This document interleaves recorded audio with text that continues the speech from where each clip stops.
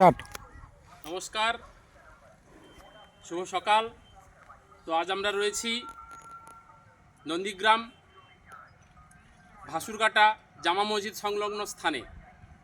তার আগে আজ 15ই ডিসেম্বর, আপনারা জানেন আজ 15ই ডিসেম্বর শ্রদ্ধেয় সতীশ সামন্ত মহাশয়ের জন্মদিন। সেই মহান মানুষ যিনি আমাদের পূর্ব মেদিনীপুর তথা বাংলা তথা সারা ভারতবর্ষের এক দিকপাল মানুষ, সতীশ সামন্ত মহাশয়, সেই লৌহ মানবের জন্মদিন আজ। এই জন্মদিনে আজ আমরা আর বাড়িতে বসে থাকতে পারলাম না। আমাদের সংস্থা বটের দেশ, আজ আমরা বেরিয়ে পড়েছি নন্দীগ্রামে। আজ আমরা নন্দীগ্রামে রয়েছি। এখানে আমরা 3টি বটবৃক্ষ রোপণ করব। আপাতত এখন আমরা রয়েছি, আজকে আমাদের প্রথম প্রয়াস নন্দীগ্রাম ভাসুরঘাটা জামা মসজিদে। আজ আমরা একটি বটবৃক্ষ রোপণ করব, যার নাম আমরা দিয়েছি লোকমান হাকিম।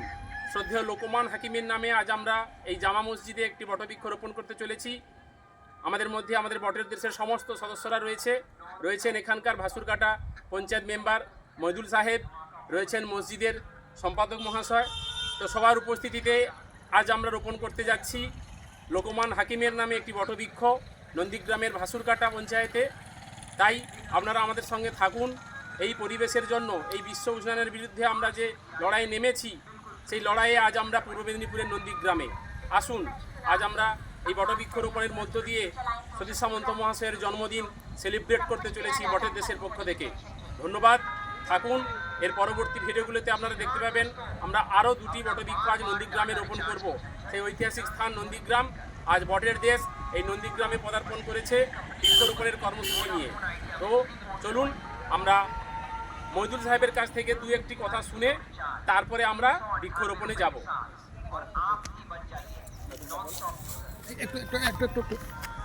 একটু দাঁড়ান।